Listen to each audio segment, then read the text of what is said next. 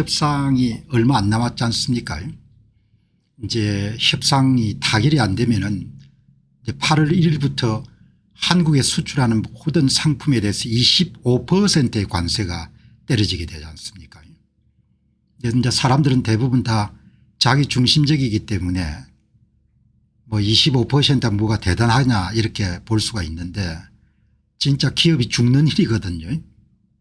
그러니까 과거에 전국경제인연합회 지금 이제 한국경제인협회 회장 되시는 방산업체죠. 류진 회장이 좀 양보를 했으라도 어떻든 관세율을 좀 낮춰야 됩니다. 이렇게 업소를 하는 내용이 오늘 실렸기 때문에 그 내용을 중심으로 해가지고 오늘 방송을 진행하도록 그렇게 하겠습니다. 예, 이제 한국 사람들이 조금 이렇게 좀 이 감성이 풍부하죠. 예, 감성이 풍부하고 그다음에 좀 이성적으로 논리적으로 꼼꼼히 따지거나 이런 부분들이 조금 소홀하죠. 예, 그러니까 좀 뭐 제가 유럽 사정을 정확히 알 수가 없습니다만은 유럽을 따지게 되면 이탈리아 사람하고 비슷한 것 같아요. 독일 사람들은 이렇게 뭐 좀 철두철미하고 따지지 않습니까? 이제 오늘 이 방송을 보니 방송 준비하다 보니까 이 경제부 차장 되시는 분이 주 4.5일제를 일하고 코스피 5천이 어떻게 되냐 이런 글을 기고를 한 겁니다. 뭐 너무나 당연한 이야기지만 주 4.5일을 일하고 코스피 5천을 가겠다는 마법 이런 이제 제목의 글을 썼는데 저는 뭘 생각하니까 그냥 대한민국의 근대 국가는 근대 국가인데 의식을 보게 되면 그냥 거의 후기 조선시대하고 비슷하다는 생각이 많이 들거든요. 주 4.5일제를 일을 한다는 것은 투입 인풋이지 않습니까? 코스피가 5천 된다는 것은 아웃풋 산출물 가운데 하나지 않습니까? 인풋이 적은데 산출물이 어떻게 여러분들 5천까지 나오겠냐 이야기죠. 이거를 김신영 경제부 차장이 마법이다 이렇게 표현했는데 제가 참 글을 읽으면서 너무 당연한 이야기인데 이런 생각을 하니까 우버가 로봇 무임 택시 2만 대를 주문해서 미국 도시에 배치를 시작한다. 전기차는 미국 기업 루시드와 자율주행기술 스타트업 누로에서 수억 달러씩을 주고 산다. 그런데 여러분들 지금 이 우버도 사업 모델이 흔들거릴 수 있지 않습니까? 일론 머스크가 여러분들 지금 주도하고 있는 그런 자율주행 자동차가 이런 택시 전용 아니고 그냥 개인이 택시업을 할 수 있는 그런 기술이지 않습니까? 그러니까 전문가들 가운데서도 우버의 사업 모델 자체가 망가지게 될 것이다 이렇게 예상을 하거든요.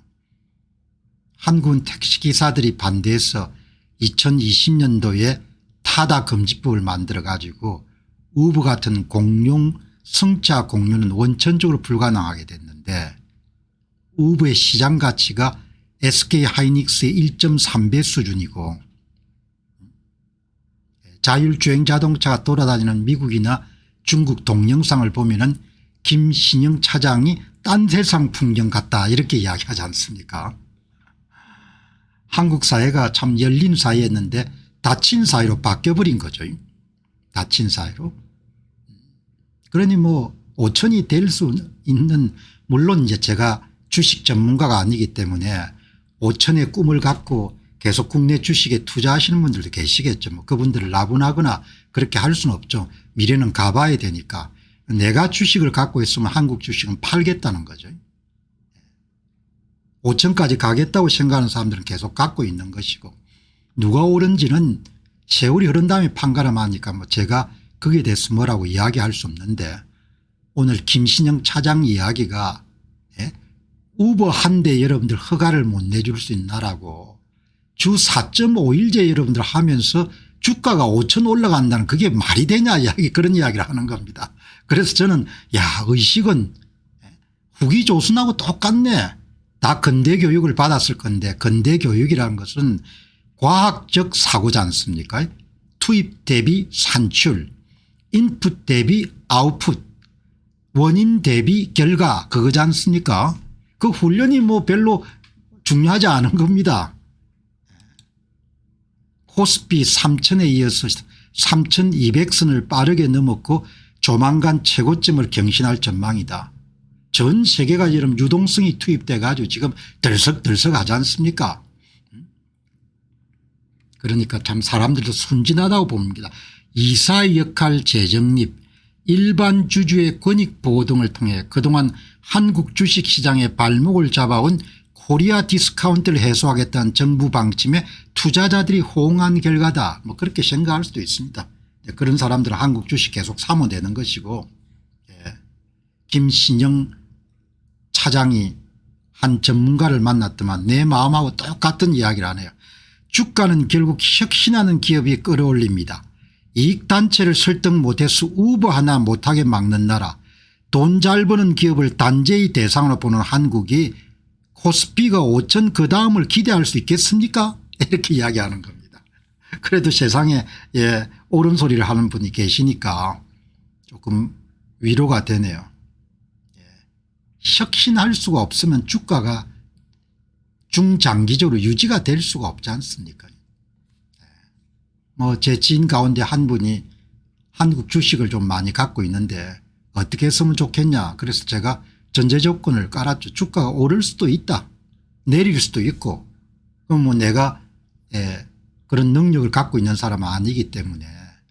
그런데 당신 한번 생각해 봐라. 지금 제도 도입하는 것마다 안 되는 쪽으로 가는데 어떻게 여러분들 주가가 5천까지 뛰겠냐. 그런데 공 박사님, 많은 사람들이 그렇게 믿는데요. 믿는 걸 두고 내가 뭐라고 이야기하냐 이야기죠. 내 이야기가 틀릴 수도 있으니까. 그런데 내가 볼 때는 투입 요소가 불량한데 산출물인 결과가 우량한 게 나온다. 그게 말이 안 되잖아요. 이렇게 이야기했는데 그분들 가시면서 잘 설득이 안 되는 것 같아요. 뭐 그 본인들이 다 책임지는 거니까.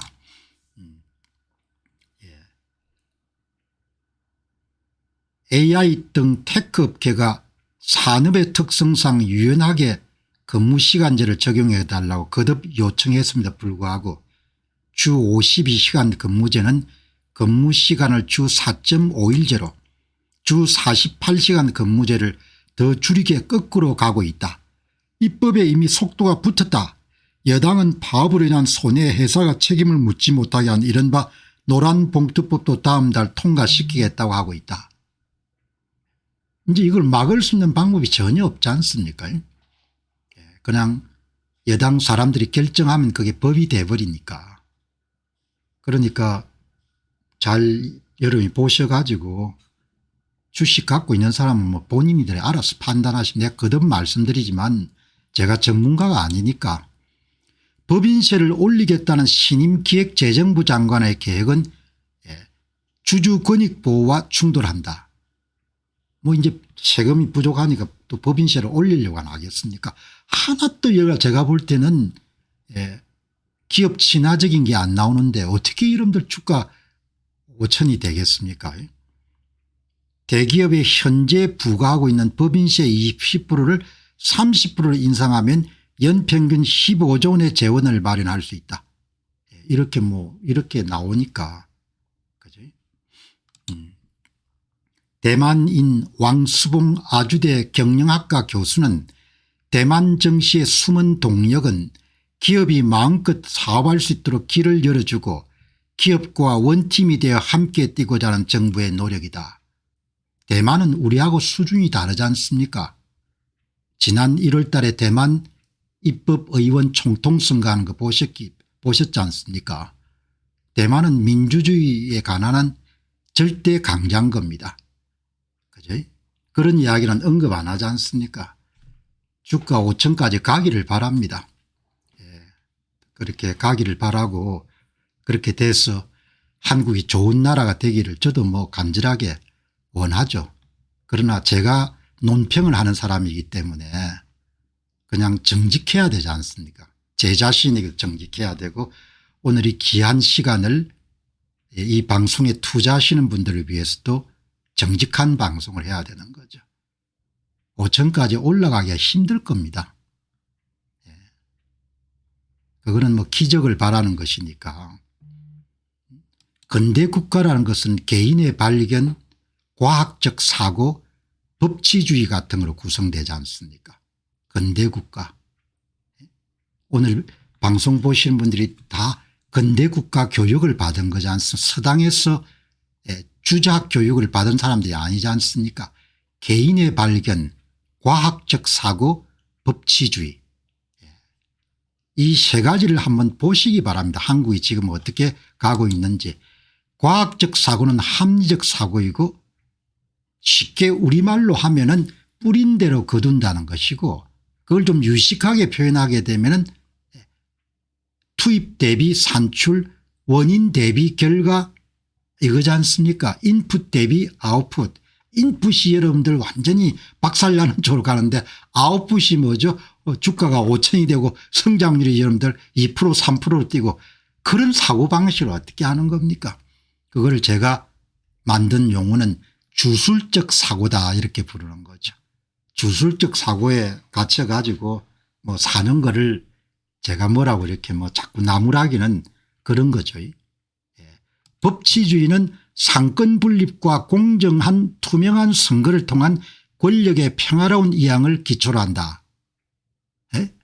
상권 분립과 공정한 선거를 통해서 평화로운 정권 교체를 꾀하는 것이 바로 법치주의다. 대만하고는 게임이 안 되는 겁니다. 대만하고는 게임이 안 되기 때문에, 그렇다고 해서 정신승리를 계속 외치는 사람한테 물을 끼얹고는 싶지 않고, 저는 개인적으로 대단히 낙관적이고 진취적으로 살지만 이 사람들이 좀 합리적 사고를 안 하니까, 그러니까 이제 문제가 발생하는 겁니다. 자, 오늘 여러분들 한국 뉴스가 좀 많아 가지고 매일 좀 토픽이 달라지죠. 제가 방송을 준비하다 보면, 박봉희님 고맙습니다. 방송을 준비하다 보면 이제 따라가 바뀌는데, 이 정신승리, 비관론보다 낙관론을 갖고 사는 게 좋죠. 그리고 세상은 계속해서 좀 나아지니까. 그러나 냉철하게 여러분들 봐야 되는 거죠. 지나치다고 할 정도로 차갑게 세상을 봐야 살 길이 나오지 않습니까? 사랑은 여러분들 그냥 낭만적으로 해도 됩니다.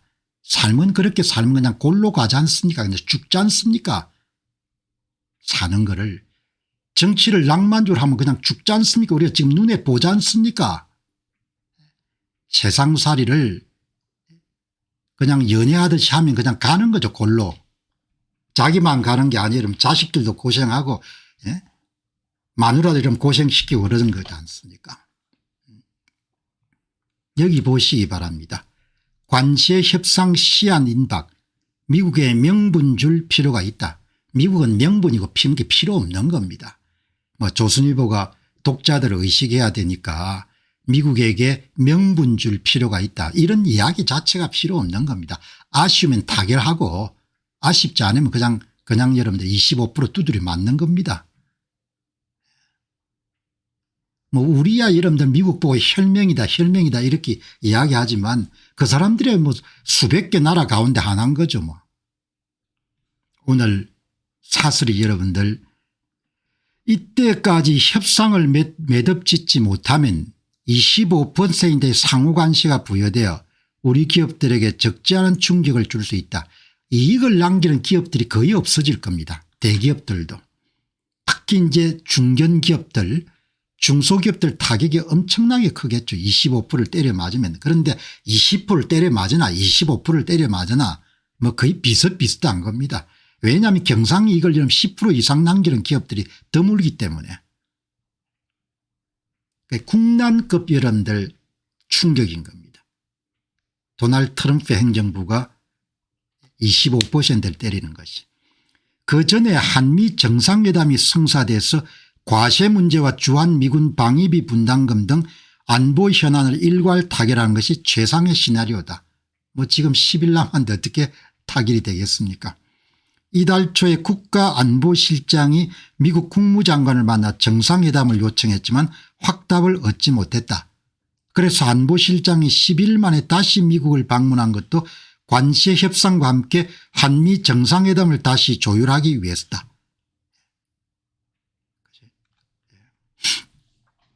뭐 아마 협상에 임하는 사람들이 얼마나 다급한지 모르겠는데 자기 일은 아니니까. 자기 일이 아니지 않습니까? 우리가 개발연대 초기에는 관직에 있는 사람들이 사명감도 강했고 나라를 이렇게 해야 된다는 그런 열의도 강했지만 지금은 많이 다르지 않습니까? 지금은 그냥 봉급받는 수준일 겁니다. 언론에서 닥달하니까 뭐 열심히 하는 것처럼 폼은 좀 잡아야겠죠. 그러니까 기업인들이 지금 죽을 노릇인 겁니다. 옛날 같으면 날밤을 새워서 여러분들 과제에 대한 해결책을 마련해가 어떻게든 여러분들 막으려고 하겠지만 지금이야 다 영어 표현으로 프리텐드 투입니까? 뭐뭐를 하는 신용만 하는 거죠. 물론 뭐 그분들이 또 그렇지 않은 분도 계실 겁니다. 근데 나라 분위기 전체가 그렇지 않습니까? 지금 공직자들이나 정치인들의 분위기가 그냥 하는 신용만 하지 않습니까? 나라 진짜 이런데 사람들 생각하는 사람 어디 있습니까 지금. 나라 여러분들 국민들 진짜 생각했으면 나라가 여기까지 왔겠습니까? 관계없는 겁니다. 판사도 그렇고 대법관도 그렇고 그냥 폼 잡는 겁니다. 열심히 하는 것처럼. 그죠? 그 위성낚시도 마찬가지일 겁니다. 가서 뭐 비행기 일단 타고 가면 여러분 열심히 일하는 것처럼 보이지 않습니까? 물론 위성낚시장이 그렇게 생각 안 할 수 있습니다. 그런데 제 눈에는 전부가 다 진실되지 않는 거죠. 하는 신용처럼 하는 겁니다. 하는 신용처럼 열심히 하는 것처럼 그렇게 여러분 다 흘러가는 겁니다. 이번 여름 다 관세협상도 마찬가지일 겁니다. 이 도다리처럼 여러분들 왼쪽 오른쪽 눈 보다가 여러분들 이제 언론들이 막 이렇게 하니까 와싱턴도 뛰어가고 어디도 뛰어가고 이렇게 하는 거죠. 20%를 맞든 지금처럼 25%를 맞든 큰 타격을 받는 것은 동일하다. 이익을 못 남기는 겁니다. 실적이 바닥을 치겠죠. 그럼 주가도 꺼지지 않겠습니까? 주가가 여러분들 기업들이 실적을 못 일으키는데 주가가 어떻게 여러분들 뭐죠? 3천 4천 5천 되겠습니까? 이익을 이렇게 못 남기는데 이익 전부를 미 연방정부의 관세를 엊그제 여러분들 보도해 드렸지 않습니까? 일본 자동차가 6월 달에 19% 정도 수출 가격을 다운시키지 않습니까? 미국의 시장 점유율을 유지하기 위해 가지고 관세를 전부 다 수출업자들이 다 흡수해 버린 겁니다. 한계 기업들은 많이 이런 망하겠죠. 이달 초 국가안보실장이 미국 국무장관을 만나 정상회담을 요청했지만 확답을 얻지 못했다. 정상회담 안 하려고 하겠죠. 왜냐하면 실무자들이 안 맞겠습니까? 정상회담 만나가지고 뭐 따뜻한 대접을 하고 난 다음에 돌아서서 여러분들 때릴 수가 없으니까 트럼프 생각이 이럴 겁니다. 제가 언젠가 만나야겠지. 안 만날 수는 없겠지. 지금 만날 생각은 없다는 겁니다. 스캇 베선트 재무부 장관이 트럼프 대통령이 오사카 박람회에 미국의 날에 참석하는 것에 대해서 노라고 한 거 아닙니까? 가서 여러분들 일본 수상하고 악수하게 되면은 협상하는 사람들이 곤란한 상황에 접할 수 있으니까 뭐 대통령이 가가지고 또 뭐 구두로 뭘 약속하면 안 되니까 가지 마십시오. 그렇게 이야기한 거지 않습니까? 정부는 장관급 채널을 동시다발적으로 가동해 협상의 실마리를 풀려 하고 있고 기재부 산업부 외교부 장관이 미국 적 카운트파트와 회담을 위해 미국 방문을 조율하고 있다. 모든 관리들이 뭡니까 뭐 바쁜 것처럼 폼을 내야 되는 거죠. 열심히 일을 하는 것처럼. 내 눈에는 그냥 영어 표현으로 pretend to something처럼 보이거든요. 뭐 특별한 게 없는 겁니다. 한미의원연맹 소속 여야 의원들도 미국을 방문했다. 아니 비행기 타고 미국 한번 가보는 거죠. 행정부와 입법부가 동시에 총력전을 벌여야 될 국면이다. 총력전이 뭡니까? 그 길고 긴 3개월 다 두고 막판에 10일 만에 총력전을 벌린다. 이게 별로 좋은 게 아닌 거죠. 어쨌든 큰 사건입니다. 기재부 산업부 외교부 장관이 미국 적 카운터파트와 회담을 위해 미국 방문을 조율하고 있다. 뭐라도 열심히 하는 것처럼 보여야 될 것이다. 과거 개발연대처럼 고위공직자들이 나라와 국민을 위한 마음이 있을까 싶다. 그렇게 믿고 싶지만 지금 나라 돌아가는 모습을 보게 되면은 그런 생각이 들지 않는다는 거죠. 국민과 나라를 개발연대 초기처럼 이렇게 생각하는 사람들이 내 눈에는 거의 없다는 생각이 드는 겁니다. 진정성이 없는 거죠. 공 박사님 저는 진정성을 갖고 나라 일을 합니다. 뭐 그런 분이 계시면은 다행스럽고 고마운 일인 거죠. 다수는 그렇지 않을 거다 이렇게 하는 겁니다. 이제 미국이 아마 농수산물 시장 개방을 요구하는 모양이죠. 쌀 시장 개방, 소고기 추가 개방, 4천억 달러 규모의 투자펀드 운용, 관세 협상의 개장장이 중요한 미국 측을 납득시킬 수 있는 것은 이제 농산물 개방 요구를 받아들이는 건데 뭐 그거는 정치적으로 이제 부담이 되니까 다 쉬운 길로 가려고 하니까 안 하는 거죠. 쌀 개방 받아들이면 여러분 금세 한번 내가 볼 때 낫주 줄 겁니다. 미국이 원하는 비관세 장벽에 숨통을 틔워 미국에 명분을 주면 의외로 일이 풀릴 가능성이 높다. 우리 입장엔 쌀 소고기 등을 지켜서 얻는 것보다 잃는 것이 훨씬 클 것이다. 이렇게 이야기하지 않습니까?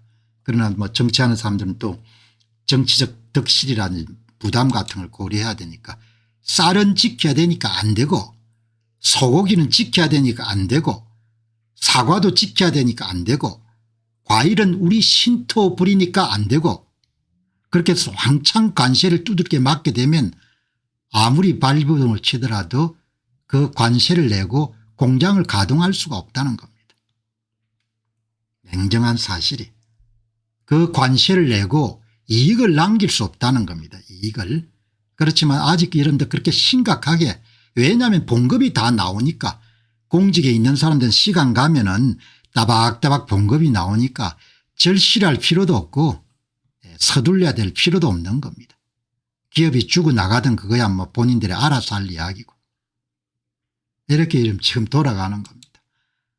잘만 하면 어려운 협상이 미국 일각에서 제기되는 이재명 대통령에 대한 부정적 인식을 불식시키기 기회가 될 것이다. 이렇게 나오는 거죠.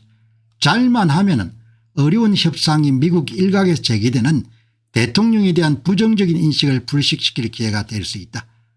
제 논평이 꿈도 야무지다. 나도 글을 오랫동안 다루어온 사람이지만 이런 허연 거짓말 벌건 거짓말을 어떻게 글로 남기지는지 도무지 이해할 수가 없다. 거짓말은 도처에 차고 넘친다는 거죠. 그들은 한국 사람들보다 더 정확하게 한국에 어떤 일이 일어났고 어떻게 권력을 잡았는지를 훤히 다 알고 있다. 그것도 제3국 사람이 쓴 보고서가 아니고 미국인들에 의해 직보된 정보와 보고서를 전부가 다 회람했을 겁니다. 그래서 인식은 변하기가 힘든 겁니다. 그것도 트럼프 대통령이 4년 동안 생고생한 바로 그 문제 때문에 인식을 바꿀 수 있다는 그런 허황된 이야기는 할 필요가 없는 거죠. 이렇게 이런들 좀 냉정하게 차가운 현실 인식을 대부분 안 하려고 하죠. 그래서 오판을 하고 이제 많은 고생길로 들어설 수밖에 없는 거죠. 여러분이 공병호 TV 자주 보셨겠지만 제가 도널드 트럼프 대통령의 SNS를 비롯해 가지고 주장 같은 것을 상당히 이렇게 의미 있게 깊게 지켜본 사람이지 않습니까? 내가 직접 물어보진 않았지만 도널드 트럼프가 한국을 어떻게 생각하는지 제 이야기 한번 들어보시기 바랍니다. 섭섭한 생각이 들 수도 있고 오늘 방송 보시는 분들이 조금 기분이 언짢을 수도 있습니다. 그러나 트럼프 대통령 생각을 제가 한번 추측을 해본 겁니다. 나는 당신들이 어떻게 되든 별로 관심이 없다. 내 원칙은 미국인을 위한 정책을 사용하는 것이고 당신들이 자주 입에다가 혈맹이니 뭐니 이렇게 말하지만 사실 나는 크게 개의치 않는다. 나는 미국의 대통령으로서 미국과 미국인의 국가이익 바로 그것이 내가 추진하는 모든 정책의 핵심이자 본질이자 코어이자 기초다. 이게 이런 트럼프가 갖고 있는 생각인 겁니다. 오늘 방송 보시는 분들이 조금 섭섭할 수도 있습니다. 냉정하게 이야기하면 바로 이게 핵심인 겁니다. 나는 당신들뿐만 아니고 미국과 교역해온 교역 파트너들이 미국 시장을 마음껏 이용해서 실컷 돈을 벌어서 부자가 되었다고 생각한다. 더 이상 무임승차나 일방적인 무역 흑자는 내가 대통령으로 있는 한 허용하지 않겠다. 그게 도널드 트럼프 머릿속에 여러분들 들어있는 생각의 골자입니다. 우리로서는 뭐 굉장히 여러분들 반박하고 싶은 이야기 아니 우리가 공짜로 여러분들 미국 시장에 이용해서 이렇게 이야기하겠지만 뭐 그거는 그 사람한테는 일체 들어오지 않는 겁니다. 당신들이 뭐라고 이야기하든지 간에 당신들 함께 카드가 없다 이야기죠. 미국만이 거대한 소비시장을 제공할 수 있고 미국만이 막강한 군사력으로 안보 우산을 당신들한테 제공할 수 있기 때문에 두 가지가 모두 공짜가 아니다. 지금부터 비용 내야 된다.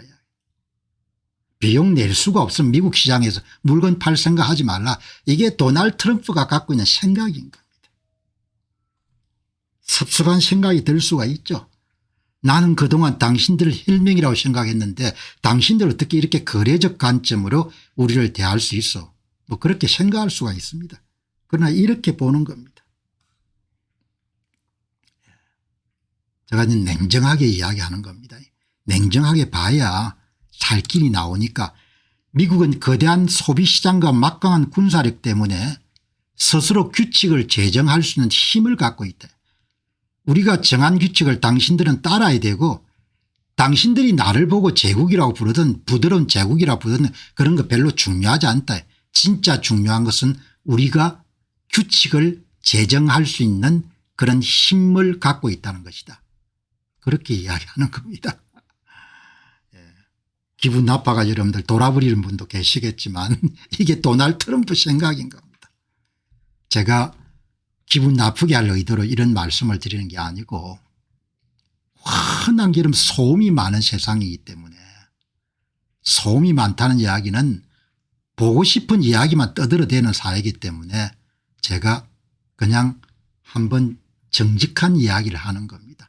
당신들 이런 거 정확하게 못 받아들이면 진짜 골로 간다 이야기죠.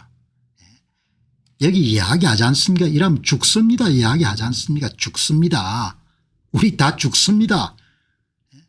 풍산그룹의 이름 루진 회장은 아마 재계 인사들 가운데 가장 미국의 인맥이 넓은 그런 분일 겁니다.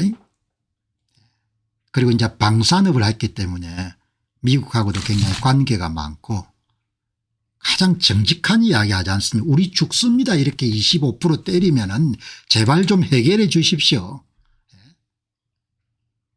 줄 거 주고 열어줄 거 열어주고 완전히 우리가 미국에 대한 인식을 바꾸자 이야기죠. 지금까지 우리가 잘 먹고 잘 살았는데 조금 우리가 무임승차한 것도 있으니까 화끈하게 뭡니까 그 양반들이 명분을 세울 수 있게 트럼프 대통령 여러분들 뭐죠 정치적 승리를 했다는 그런 여러분들 그걸 심어줄 수 있게 양보할 건 확실히 양보해 가지고 타결해야 됩니다. 이게 이런 류진 풍산그룹의 회장 말씀인 거죠. 여러분 이런 걸 하려면 뭔가 하니까 정직해야 돼요. 일단 사람이 나라도 정직해야 되고 사람들이 정직해야 되죠. 그리고 우리 입장 반도적 생각을 갖고 이런 생각할 게 아니고 지금 정책을 밀어붙이는 미국 사람들 도널드 트럼프란 사람의 가슴과 머릿속에 들어가서 이런 이해를 해야 살 길이 나오는 거죠. 여기 보시기 바랍니다. 예? 2주 동안 협상을 풀코트 프레싱으로 해서 지금 당장은 조금 손해를 보더라도 미래를 위해 우리가 줄 수 있는 것을 좀 주면서 협상에 이해해야 됩니다. 미국과 이런 인연이 맺은 게 항상 우리가 받은 겁니다. 공병호가 5년 동안 이런 선거를 다루도 지금도 섭섭한 겁니다. 더 해줘야 되는 건데 우리 유전자에 뭐가 있는가 감사하는 마음이 별로 없습니다. 그냥 호의가 반복되다 보니까 자기 권리가 돼버린 거예요. 자기 권리가. 항상 미국하고 여러분들 대화할 때는 늘 우리가 얻는 입장이었습니다. 일본하고 대화할 때도 항상 우리가 얻는 겁니다. 주는 것은 엄청나게 인식했던 거죠. 그걸 여러분들 그냥 왕창 깨버리는 사람이 트럼프라는 사람이 등장한 겁니다. 그 이야기를 논평하는 사람처럼 여러분들 그냥 직설적으로 이야기할 수 없으니까 류진 풍산그룹 회장이자 한경련 회장이 우회적으로 도널드 트럼프 미국 대통령이 원하는 게 뭔지 좀 잘 생각해서 우리가 다른 나라보다 좀 좋은 조건을 얻어야 됩니다. 그러면 트럼프란 사람의 입장을 좀 세워주는 겁니다. 지금 타결이 된 데가 영국이 타결이 됐고 그다음에 이런 베트남이 타결이 됐고 그다음 또 어디 있습니까? 인도네시아가 타결이 됐고 좀 후하게 쓰자는 거죠. 어차피 여러분들 타결하는데 앞에 타결해야 여러분 그래도 혜택을 좀 받을 거지 않습니까? 이 여러분들 사업하는 사람이 미국 풍향계를 정확히 아는 사람이 모든 결정은 트럼프가 결정하는 겁니다. 관세 전쟁에 관한 한. 도널드 트럼프 대통령이 원하는 게 뭔지 잘 생각해서 우리가 다른 나라보다 좀 좋은 조건을 얻어야 됩니다. 그 이야기지 않습니까? 조금 손해보는 감이 있더라도 미래를 위해서 우리가 줄 수 있는 것을 파격적으로 줘가지고 찾아내야 되는 거지 않습니까? 미국이 어려울 때 우리가 좀 도울 수도 있는 입장이 돼야 되는 거죠. 왜 도움을 엄청나게 많이 얻었으니까. 아마 단일 국가로서 원조를 가장 많이 받은 나라일 겁니다. 우리나라가. 그 원조뿐만 아니고 군사적인 여러분들 보호막이란 이런 것은 돈으로 청량할 수 없지 않습니까? 끝까지 이런 버티고 이렇게 하면 그냥 두들 맞을 수밖에 없는 거죠. 이분 이야기를 관심 있게 들어야 되는 것은 미국의 가장 정통한 사람인 겁니다. 기업인들 가운데. 그러니까 본인 정부망을 통해 상하원 의원들한테 조언을 들을 거 아닙니까? 오늘 이 문제가 심각하니까 한국경제신문이 사설로 다루는 겁니다. 앞으로 2주 안에 한국경제의 운명이 달려있을 정도로 중요합니다. 진짜 운명이 달려있죠. 사업하면서 피를 말릴 겁니다. 자동차 부품 회사에 25%를 관세를 때리게 되면은 돈을 남길 수가 없습니다. 팔면 팔수록 마이너스일 겁니다. 25% 이익 남기는 회사가 어디 있겠습니까 세상에. 트럼프가 원하는 게 뭔지 잘 생각해서 지금은 조금 손해를 보더라도 미래를 위해 우리가 좀 줄 건 줘야 하지 않을까 싶습니다. 불가피한 상황을 류진 한국정계인 회장이 토로했다. 다 자기 문제가 아니니까. 관료들은 여러분들 통상산업부나 산업자원부 같은 데 계신 유능한 관료들이 많겠지만 오랫동안 미국과의 협상에 익숙한 면이 단점이 될 수도 있겠죠. 저는 미국과 협상해 본 경험이 없기 때문에 냉정하게 보지 않습니까? 고정관념이 없는 겁니다. 미국과의 협상에 대해서. 통념이란 게 없는 겁니다. 선입견인 게 없고 그냥 도널드 트럼프라는 사람을 보고 논평을 하는 겁니다. 사업하든지 말든지 그건 내가 알 바가 아니다는 겁니다. 울고 찢고 복구하는 것은 당신들이 결정할 일이고 더 이상 미국을 약탈하는 것은 내가 허용하지 않겠다는 겁니다. 불만이 있더라도 그게 트럼프 여러분들 문제인식인 겁니다. 그리고 당신들 똑바로 이해하라고 트럼프 이야기가 이런 겁니다. 당신들이 규칙을 제정할 수 있는 힘을 갖고 있는 게 아니야. 카드는 미국이 갖고 있다는 겁니다. 내가 갖고 있다는 거죠. 미국 시장과 국방력이 있기 때문에 어마어마하게 이런 기분 나쁜 일이죠. 그러나 어떻게 하겠습니까? 카드를 우리가 하나도 가진 게 없는데. 다급했던지 여러분들 한국경제신문이 사설에 일면을 이야기했네.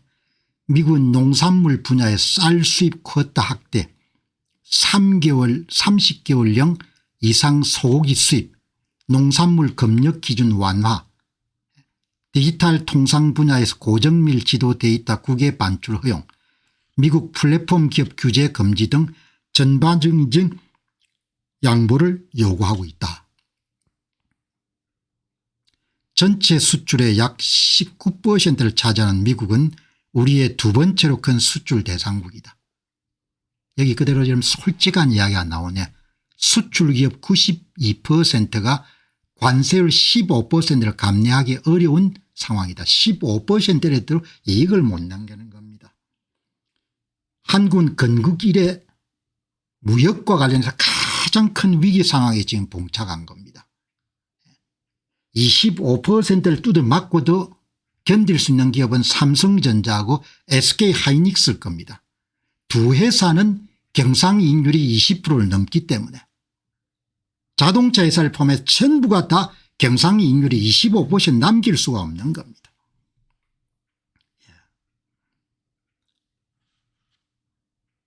그렇게 여러분들 지금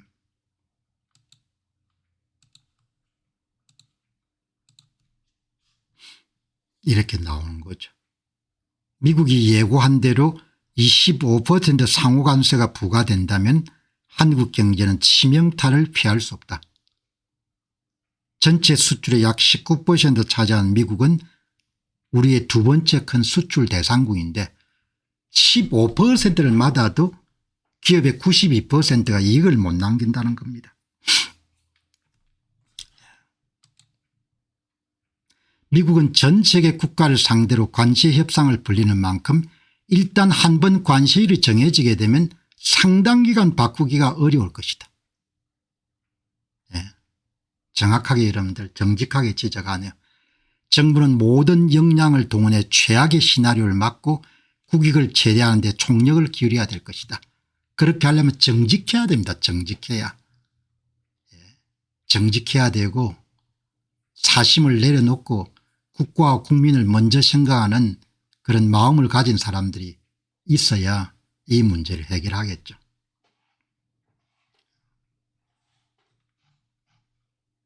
자, 다 이제 세상에는 때가 있지 않습니까?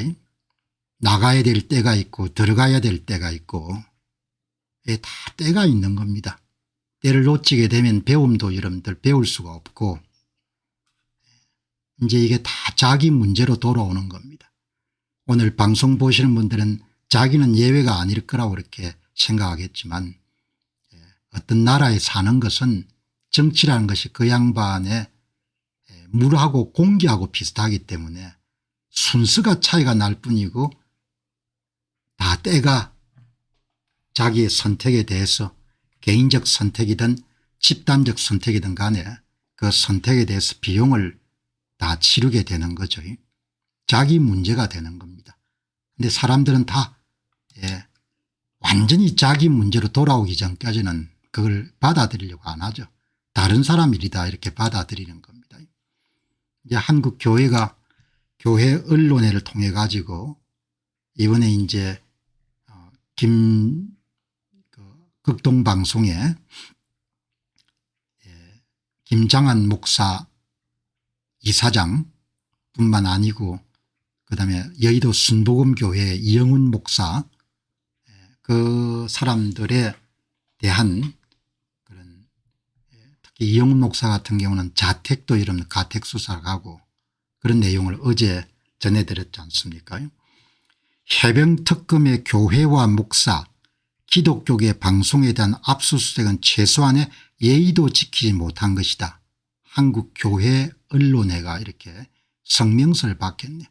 그 예의 같은 게 이제 없는 겁니다.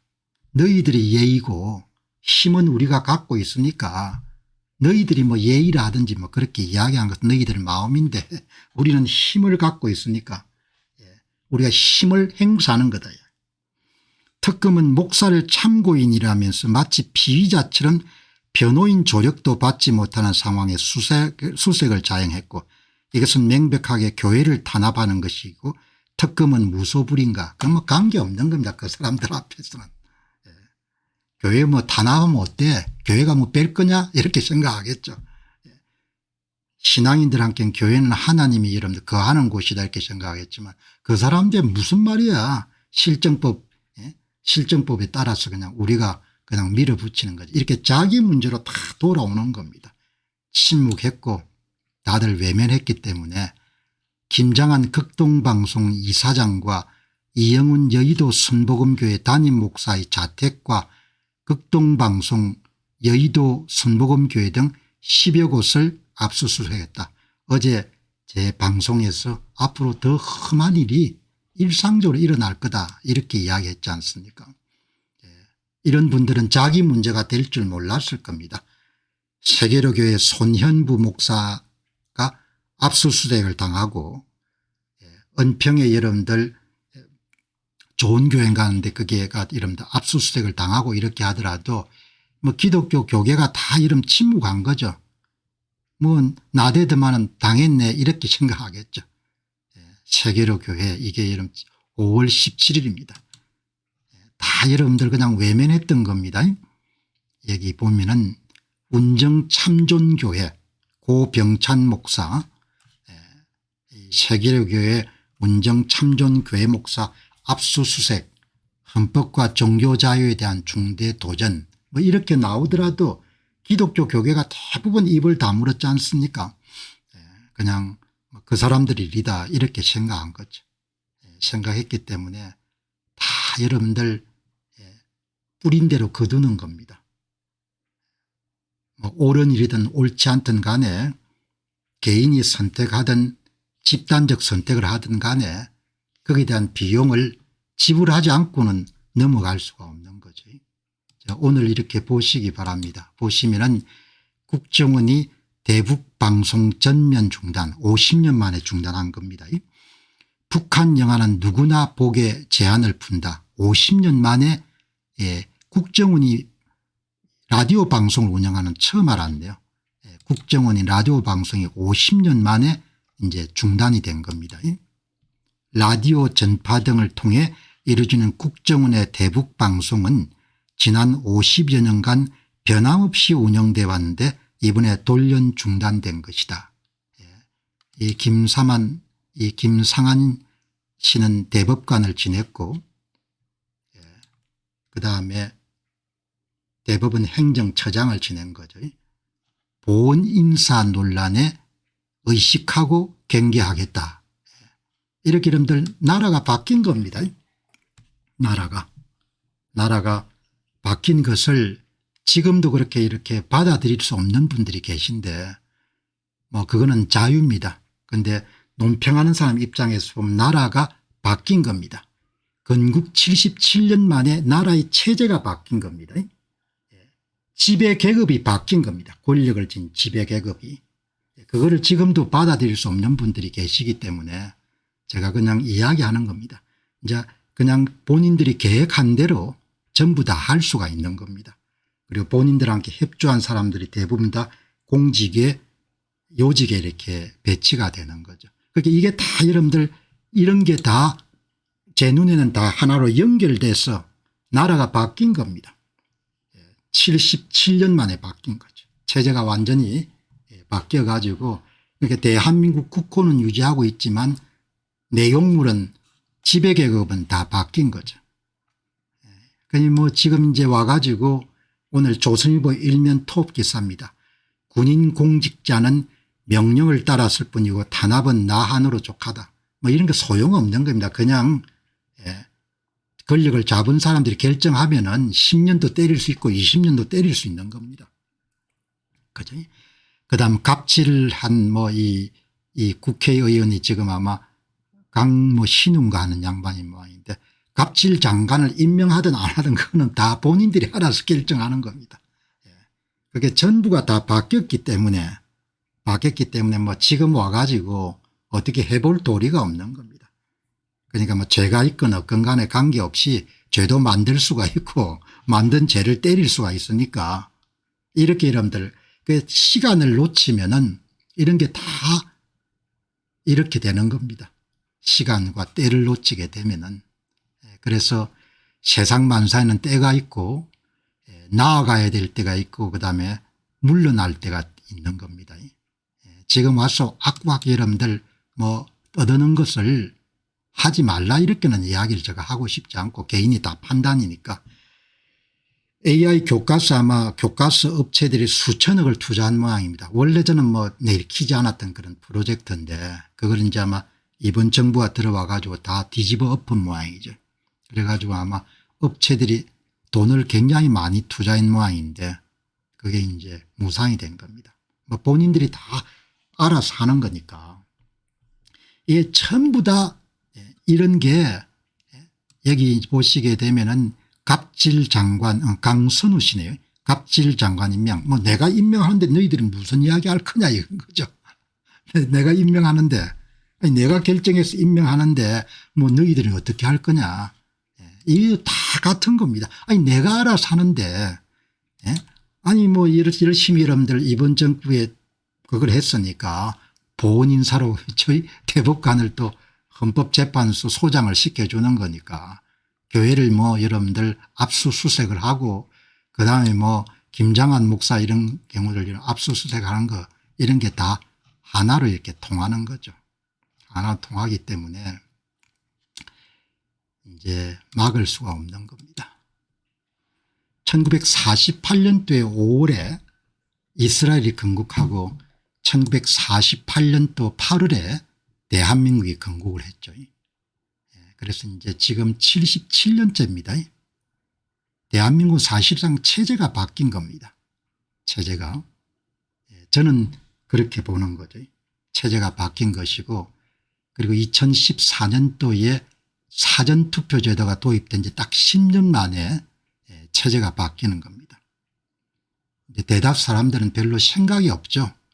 그리고 남이 이렇게 고통을 당하게 되면은 그냥 그 사람 문제다 이렇게 생각하는 것이 대부분 사람이지 않습니까? 사람은 자기 문제에 굉장히 관심이 있지 다른 사람 문제에 관심이 없지 않습니까?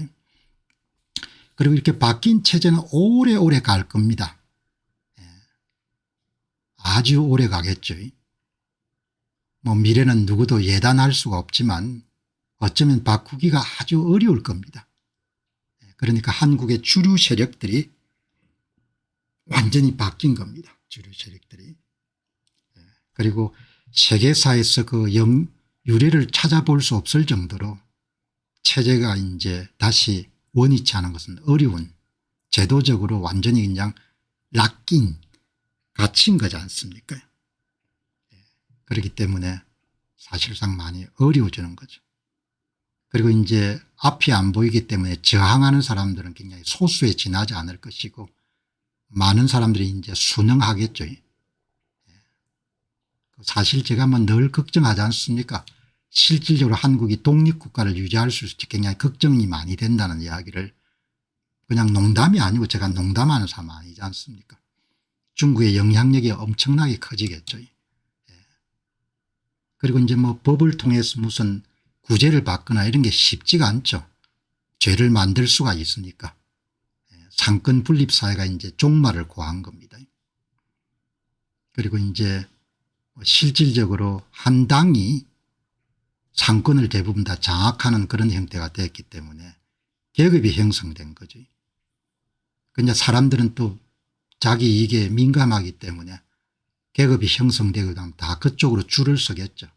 이제 정치적으로 출세하려고 하면은 좌파 진영이나 그쪽에 줄을 서야 이제 출세를 하겠습니까? 우리 같은 사람은 출세할 그런 시간도 없지만 젊은 사람들 중에는 뭐 일부는 또 저항하겠지만 그쪽에 줄을 서 가지고 국회의원도 하고 또 뭐 구청장도 하고 있으니까 방법이 있겠냐? 나는 뭐 그렇게 쉽지 않다고 봅니다. 불가능하지는 않은데 사람들이 의지가 없지 않습니까?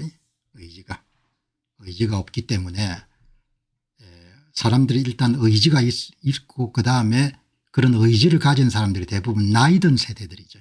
나이 든 세대들이 되기 때문에 한국 사회 매일 아침에 제가 자주 이야기는 안 하는데 오늘 윤 대통령 고추 겪는 것부터 시작해서 교회 압수수색하는 거 뭐 이런 걸 쫙 보면서 그게 전체가 다 아유 사람들이 건국하고 77년 정도 돼 가지고 나라 체제가 완전히 바뀌었는데 이제 아직도 그렇지 않다고 생각하시는 분이 많은 모양이다. 그렇게 생각하는 거죠. 네. 자 그렇게 이제 보시고 다 이제 뭐 살 길을 찾아야겠죠. 그런 문제인식을 또 제가 갖고 있는 문제인식이 뭐 100% 정확한 건 아니니까 어제 뭐 제가 글을 하나 한 분이 툴툴대서 이제 내가 완전히 포기한 거다. 이 문제에 관해서. 그래서 내가 그만둔 거고 도망간 건 안 거니까 도망갔다고 이야기를 하지 말라 뭐 이런 이야기를 했는데 한 분이 밑에 댓글 보니까 그러면 거리에 싸우는 사람은 뭔 일입니까? 거리에 싸우는 사람은 또 상황 판단이 다른 거죠. 저하고 나는 포기를 한 거고 그분들은 앞으로도 이렇게 노력하게 되면 바꿀 수 있다고 생각하기 때문에 그쪽에 주식 투자하고 똑같은 거죠. A 주식을 살 거냐 말 것이냐는 본인이 판단하지 않습니까? 판단이 다른 거죠. 판단이 다르기 때문에 그러면 공 박사님 막지 않고 뭐 했습니까 이렇게 하겠죠. 노력한 거죠. 노력했는데 안 된 거지 않습니까? 그리고 뭐 윤 대통령에 대해서 지나치게 호의적인 생각을 가질 수 있는 분도 계시면 섭섭해 하겠지만 어떤 타이밍을 많이 놓친 거죠. 패자가 된 겁니다. 패자가 됐기 때문에 거기에 상응하는 이제 죄를 덮어 씌우겠죠.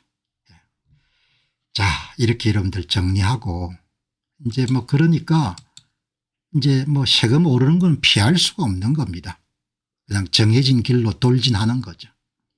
권력을 잡은 사람들도 이제 지지층이 있으니까 돈은 있어야 되고 돈은 구할 길은 별로 없고 그럼 결국 좀 더 가진 사람들한테 더 떠들 수밖에 없는 거지 않습니까?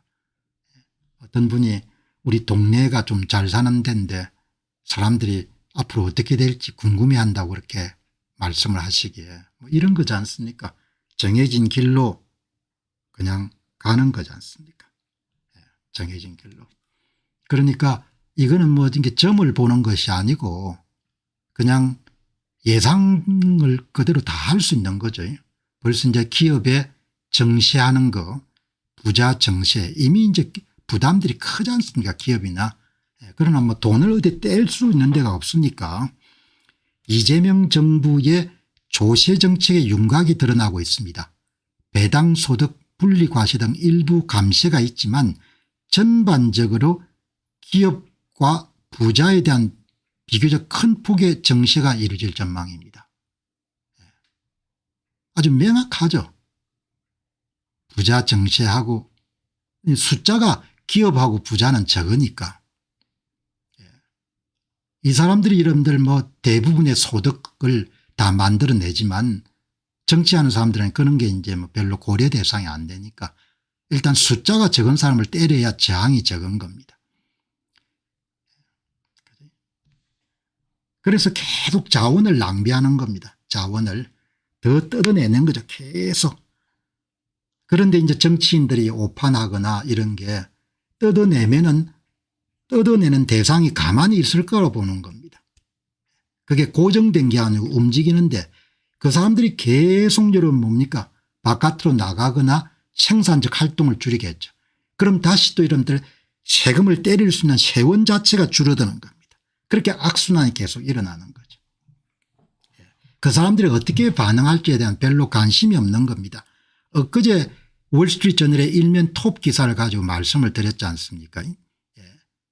영국 정부가 세금 수입이 부족하니까 부자들한테 이런 세금을 때리는 일종의 부유세죠.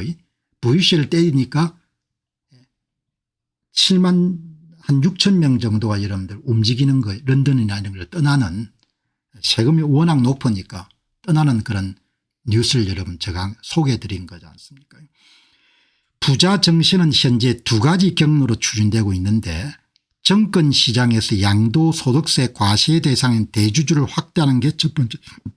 지금은 50억 이상인데 10억 이상으로 기준을 낮추겠다고 한다. 그러면 사람들은 다 그렇게 생각할 겁니다. 아니 10억 가진 사람 정도는 좀 세금을 맞아도 되지. 그다음에는 이제 5억으로 떨어질 거고 그다음에는 뭐 3억으로 떨어질 거고 그다음에는 1억으로 떨어질 거고 그렇게 되는 겁니다. 그러니까 사람이란 것이 워낙 이기적이 돼 가지고 자기가 아닐 때는 다 좋은 겁니다. 다른 사람에게 돈 뜯는 것은 자기가 대상이 안 될 때까지는 다 오케이인 겁니다. 그렇게 여러분들 돌아가는 겁니다. 두 번째는 종합부동산세 공정시장 가액 비율을 60%에 80% 상향하는 방향이다. 공시가격에서 기본 공제액을 제한 이후에 공정시가 가액 비율을 곱해서 과세 표준을 정하는데 공정시장 가액을 비율을 높이면 종부세 납부 대상자가 내는 세금을 비례선을 한다. 그야말로 부동산이죠. 동산이 아니라 부동산. 그래도 주식은 외국인 투자자들이 많이 관여하기 때문에 쉽게 건드릴 수가 없습니다. 조금 눈치를 보게 됩니다. 근데 가장 취약한 것이 부동산이죠. 부동산. 아니 불. 옮길 수가 없는 겁니다. 옮길 수 없기 때문에 그냥 그대로 때리면 그대로 막아야 되는 겁니다. 그러니까 뭐 이 사람들이 할 수 있는 방법은 다른 게 없는 겁니다. 기업 세금도 뜯고 부동산 세금도 늘리고 부자 세금도 늘리고 그렇게 해서 돈을 짜낼 때까지 가겠죠. 짜낼 때까지 여러분들 끝까지 짜내겠죠. 짜대는데 이게 이제 선순환이 아니고 계속 악순환이 될 테니까 세금 수입이 계속 늘어나고 그다음에 여러분들 세금에 의존해서 먹고 사는 숫자는 사람들 계속 여러분들 늘어날 수밖에 없기 때문에 이 체제가 오래 유지되기가 힘든 겁니다. 오래 체제가 유지가. 이렇게 지금 뭐 다 예상됐던 겁니다. 정세만이 유일한 해법은 아니다. 뭐 이렇게 이야기하지만 아우성 쳐봐야 뭐 국회가 이런 견제를 할 수도 없고 법원이 견제를 할 수도 없고 전부가 삼권일체 사회가 됐기 때문에 그냥 본인들이 생각하면 그대로 통과되는 겁니다. 주요국 가운데 법인세율 인상을 통해 재정 건전화를 도모하는 나라는 찾기 힘들다. 법인세율 인상이 기업 활력을 떨어뜨리고 글로벌 무대에서 경쟁력을 약화하는 요인이기 때문이다.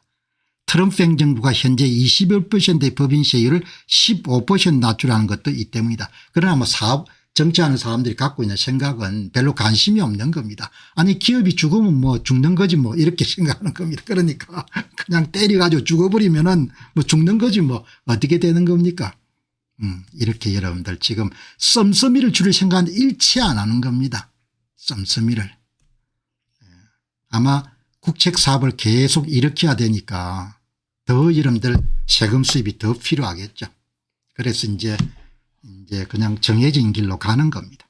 가고 이 이제 근로소득세, 양도소득세 등 소득세 상위 10%가 전체 세액의 3분의 3을 납부하는 반면에 근로자 가운데 3분의 1은 근로소득세를 아예 안 내는 상황이다. 세금을 하나도 안 내는 근로자가 여러분들 얼마나 됐습니까? 한 5% 정도 되죠 우리나라에. 종부세 상위 10%의 납부 비중은 90%에 육박한다. 여기다 대주주 할증을 포함한 상속세율은 60% 세계에서 가장. 네 죄를 네가 알렸다 이거지 않습니까? 많이 나갈 겁니다. 세금 부담이 워낙 커가지고 막을 수가 없습니다. 시즌이 끝난 거죠.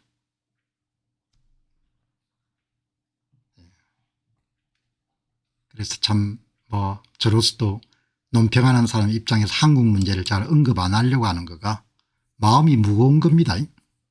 마음이 무겁기 때문에. 그러나 뭐 소음을 이렇게 넘어서는 그런 이야기를 또 누군가는 해야 되니까 보시면 좋겠습니다.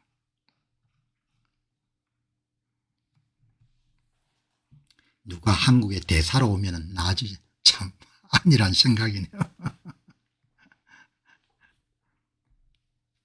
미국 대사가 뭘 할 수 있겠습니까?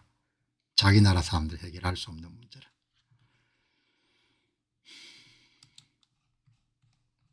여기 이제 오늘 세계 뉴스로 이름 넘어가도록 그렇게 하겠습니다. 세계 뉴스 이제 옮기면 조금 이제 활력이 쏟죠. 판단을 잘못하면 이제 진짜 망하지 않습니까?